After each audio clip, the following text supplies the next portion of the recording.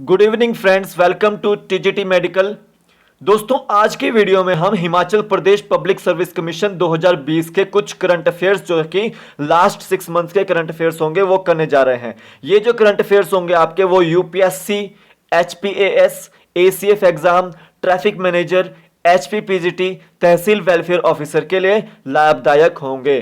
तो वीडियो को स्टार्ट करने से पहले अगर आपने मेरे चैनल को सब्सक्राइब नहीं किया है तो सब्सक्राइब कर लें बाय सर्चिंग टीजीटी मेडिकल। एक वीडियो के नीचे एक सब्सक्राइब का बटन होगा, उसको दबा दीजिएगा और उसके साथ एक बेल आइकन भी होगा, उसको भी दबा दीजिएगा ताकि मेरी हर एक नोटिफिकेशन आप तक पहुंच सके। और अगर मेरी आपने किसी ने पिछली वीडियोस नहीं देखे बायोलॉजी की, केमिस्ट्री की, हिमाचल परिचय की और हिस्ट्री की, वो आप आई बटन में देख सकते हैं, नहीं तो मैं डिस्क्रिप्शन बॉक्स में उसका लिंक दे दूंगा तो आप वहां पर देख सकते हैं। तो चलते हैं दोस्तों हमारे आज के वीडियो की ओर। वीडियो को स्टार्ट करने से पहले लाइक कर दीजिए, शेयर कर दीजिए और एक बार कमेंट कर दीजिए, ठीक है। तो चलते हैं हमारे वीडियो की ओर।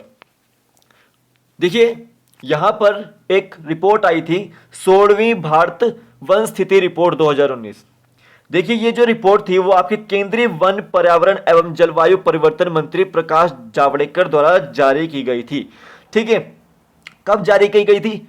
30 दिसंबर 2019 को, ठीक है। देहरादून स्थित भारतीय वन सर्वेक्षण द्वारा प्रत्येक 2 वर्ष पर 1987 से यह प्रकाशित होती है। कब से प्रकाशित होती है? 1987 से। तो यहां से याद रखिए कि मंत्री जो प्रकाश जावड़ेकर जी जो हैं आपके केंद्रीय वन, पर्यावरण मंत्री, जलवायु परिवर्तन मंत्री है, ठीक है। तो उन्होंने वन स्थिति रिपोर्ट जारी की थी 2019 की। कब की गई थी? 30 दिसंबर 2019 को। अब 16वीं भारत वन स्थिति रिपोर्ट 2019 में है क्या?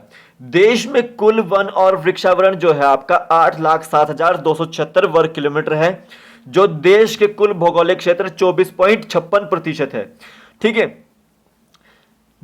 वर्ष 2017 की तुलना में 5,188 वर्ग किलोमीटर की वृद्धि हुई है। 5,188 वर्ग किलोमीटर यानी कि 0.65% की वृद्धि हुई 2017 की तुलना में, ठीक है। फिर आया, देश में कुल वनावरण 7,12,249 वर्ग किलोमीटर है, जो कुल भौगोलिक क्षेत्र का 21.67% है।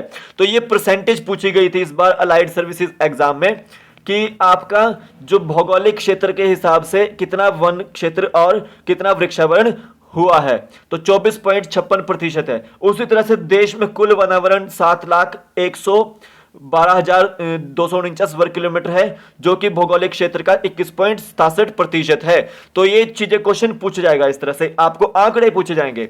नेक्स्ट है, वनावरण में सर्वाधिक वृद्धि वाले 3 राज्य। वनावरण में सबसे सर्वाधिक वृद्धि किसमें हुई है? तो फर्स्ट है कर्नाटका, सेकंड है आपका आंध्र प्रदेश, थर्ड है केरल। कर्नाटका में 1025 वर्ग किलोमीटर की वृद्धि हुई है, आंध्र प्रदेश में 990 वर्ग किलोमीटर की वृद्धि हुई है और केरला में आपका 823 वर्ग किलोमीटर की वृद्धि हुई है। उसी तरह से अगर क्षेत्रफल की दृष्टि से सर्वाधिक वन आवरण वाले 5 राज्य कौन से? आपके मध्य प्रदेश है, अरुणाचल प्रदेश है, छत्तीसगढ़ है, उड़ीसा है, महाराष्ट्र है। कितना कितना है? मध्य प्रदेश में आपका 77,482 वर्ग किलोमीटर है। उसी तरह से अरुणाचल प्रदेश में आपका 66,688 वर्ग किलोमीटर है। उसी तरह से छत्तीसगढ़ में आपका 55,611 वर्ग किलोमीटर है। उसी तरह से आपका उड़ीसा में 51,619 वर्ग किलोमीटर है। महाराष्ट्र में आपका 50,778 वर्ग किलोमीटर सर्वाधिक वन आवरण क्षेत्र है। तो ये 5 राज्य थे जिसमें सबसे सर्वाधिक जो वनावरण क्षेत्र है आपका मध्य प्रदेश में है, और उसी तरह से सर्वाधिक वृद्धि वाले राज्य वनावरण में वो आपका कर्नाटका है। तो ये पूछा जा सकता है एमसीक्यू फॉर्मेट में क्वेश्चन। तो ये एचएएस के लिए हो सकता है और यूपीएससी के लिए भी होगा।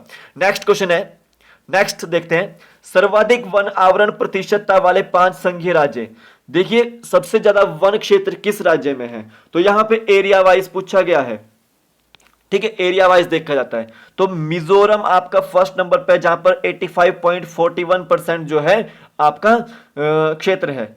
उसी तरह से अरुणाचल सेकंड नंबर पे, फिर थर्ड पे मेघालय है, फिर फोर्थ पे आपका मणिपुर है, फिर फिफ्थ पे आपका नागालैंड है। देखिए मिजोरम कितना छोटा है, ये आपका मध्य प्रदेश कितना बड़ा है, पर मध्य प्रदेश के सिर्फ इतने इतने पोर्शन पे, हाफ पोर्शन पे खेती वनावरण है। उसी तरह से अगर मिजोरम देखें तो इतना पोर्शन जो है आपका 90% जो पोर्शन है, 85% जो पोर्शन है वो आपका वनावरण ही पाया जाता है। तो वहां पे वनावरण की प्रतिशतता कहां पर है ज्यादा? आपका मिजोरम में। उसी तरह से सर्वाधिक वन क्षेत्र कहां पर है आपका? यहां पे मध्य प्रदेश में। ठीक है, तो यहां से याद रख लें, इसको स्क्रीनशॉट ले लें कि सर्वाधिक वन आवरण प्रतिशतता वाले 5 संघीय राज्य, तो मिजोरम है, अरुणाचल प्रदेश है, मेघालय है, मणिपुर है, नागालैंड है। नेक्स्ट चलते हैं। देखिए दूसरा करंट अफेयर है, 29वां सरस्वती सम्मान 2019 किसे दिया गया? 29वां सरस्वती सम्मान 2019 किसे दिया गया? देखिए प्रसिद्ध हिंदी साहित्यकार वासुदेव मोही को 16 जनवरी 2020 को प्रदान किया गया। किसको किया गया? वासुदेव मोही को, वासुदेव मोही को। ठीक है, यह सम्मान उनके लघु कथा संग्रह चेक बुक के लिए दिया गया। इन्होंने कौन सी किताब लिखी थी? चेक बुक लिखी थी। ठीक है, चेक बुक के लिए यह दिया गया। चेक बुक जो किताब है वो आपकी 2012 में प्रकाशित की गई थी वासुदेव मोही द्वारा।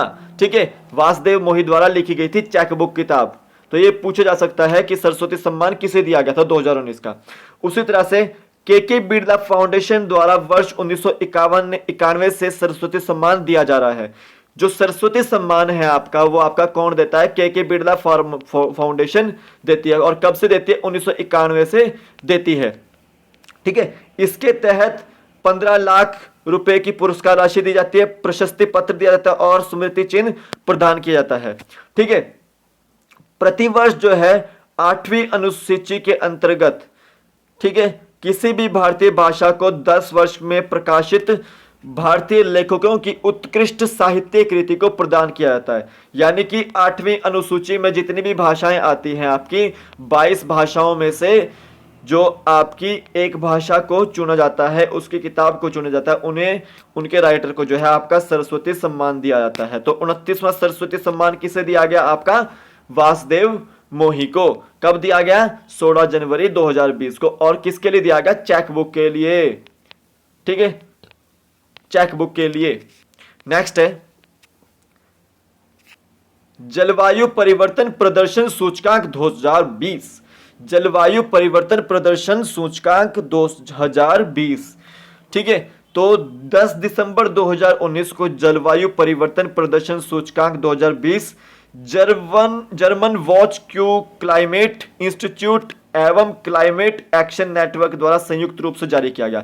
देखिए जो जलवायु परिवर्तन प्रदर्शन सूचकांक 2020 है वो एक अंतरराष्ट्रीय संस्था जो है वो जारी करती है। उसका नाम क्या था? German watch Q climate institute एवं क्लाइमेट एक्शन नेटवर्क द्वारा जारी किया जाता है।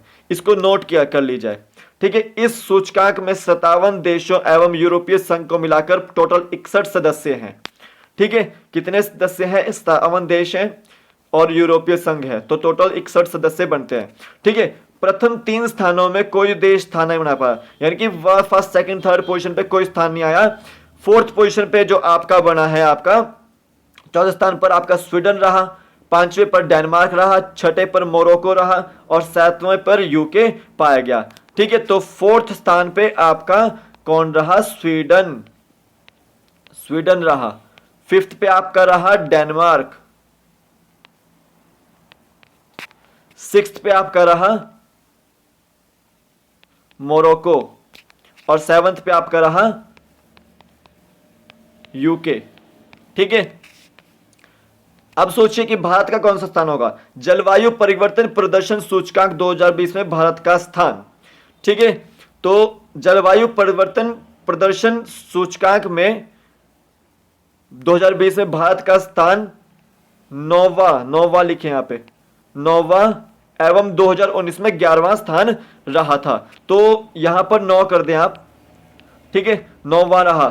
ठीक है, 2020 में, और 2011 में कौन सा रहा? 7वां 2019 में।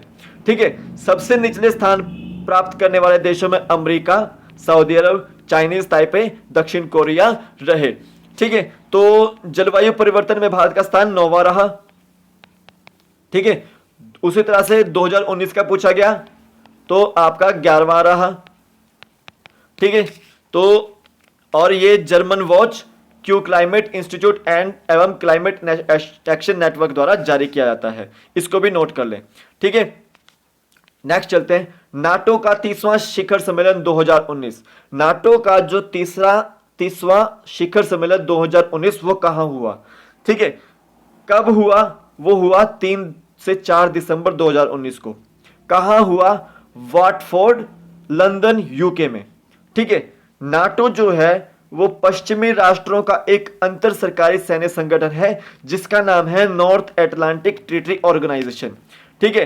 नाटो की जो स्थापना है वो सामूहिक सुरक्षा सिद्धांत पर वर्ष 1947 में वाशिंगटन संधि द्वारा की गई थी। तो ये पूछ लिया जाता है कि वाशिंगटन संधि के अंतर्गत किस संस्था की स्थापना की गई थी, किस सैन्य संगठन की स्थापना की गई थी, तो आपका नाटो की स्थापना की गई थी। तो नॉर्थ एटलांटिक ट्रीटी ऑर्गेनाइजेशन जो है इसकी फुल फॉर्म है, ठीक है। उसमें आपके 29 सदस्य हैं जिसका मुख्यालय आपका ब्रसेल्स के बेल्जियम में है, ठीक है। 29 सदस्य हैं आपके नाटो में, तो ब्रसेल्स बेल्जियम में आपका इसका मुख्यालय है। उसी तरह से इसके जेंस स्टाल्टेनबर्ग जो है महासचिव है, तो जेंस स्टाल्टेनबर्ग जो है इसके महासचिव हैं। नेक्स्ट चलते हैं, Time person of the year. Time person of the year 2019 कौन रहा? स्वीडन की प्रसिद्ध जलवायु परिवर्तन कार्यकर्त्री Greta Thunberg Time person of the year चुनी गई। तो ग्रेटा थर्नबर्ग जो है आपकी, ग्रेटा थर्नबर्ग ये एक एनवायरमेंटलिस्ट है, ठीक है, स्वीडन की रहने वाली है। तो जो time person of the year है इनको चुना गया, ठीक है। तो time person of the year America की प्रतिष्ठित अंतरराष्ट्रीय पत्रिका टाइम द्वारा प्रकाशित की जाती है। जो टाइम्स पत्रिका है उसको time person of the year घोषित करती है वो हर साल। तो 2019 में उन्होंने स्वीडन की ग्रेटा थर्नबर्ग जो कि एक जलवायु परिवर्तन कार्यकर्त्री है या फिर एनवायरमेंटलिस्ट है वो है, ठीक है। तो ग्रेटा थर्नबर्ग इस वर्ष उस वक्त चर्चा में आई थी जब उन्होंने न्यूयॉर्क में हुए यूएन जलवायु सम्मेलन में विश्व भर के शक्तिशाली नेताओं पर ग्रीन हाउस गैसों के उत्सर्जन से निपटने में विफल रहने पर नई पीढ़ी से के साथ धोखा करने का आरोप लगाया था। तो हुआ क्या था कि उन्होंने धरना दिया था यूनाइटेड नेशंस के बाहर, और उन्होंने जितने भी यूनाइटेड नेशंस के ग्रीन हाउस से गैसों से के उत्सर्जन के लिए जितने भी सम्मेलन हुए थे जलवायु से रिलेटेड, तो जो भी वहां पर शक्तिशाली युवा आए थे, नेता आए थे, उनके ऊपर इंजाम लगाया थे कि आपने ग्रीन हाउस गैसों के उत्सर्जन से निपटने के लिए कोई भी बड़ा कदम नहीं उठाया है। तो इस वजह से उनको time person of the year चुना गया था 2019 का। तो ग्रेटा थर्नबर्ग जो है आपकी स्वीडन की रहने वाली है और ये एक एनवायरमेंटलिस्ट है। तो आपको पूछा जा सकता है एचएस में ये और यूपीएससी में ये क्वेश्चन, ठीक है। तो आज के लिए दोस्तों बस इतना ही। कल फिर मिलेंगे इसी वक्त पे, इसी समय पे, ठीक है। और रात को 9 बजे मेरे साथ जुड़ना ना भूलें बायोलॉजी के कुछ एमसीक्यूज पर, ठीक है। तो वीडियो को देखने के लिए धन्यवाद। आपका दिन शुभ हो।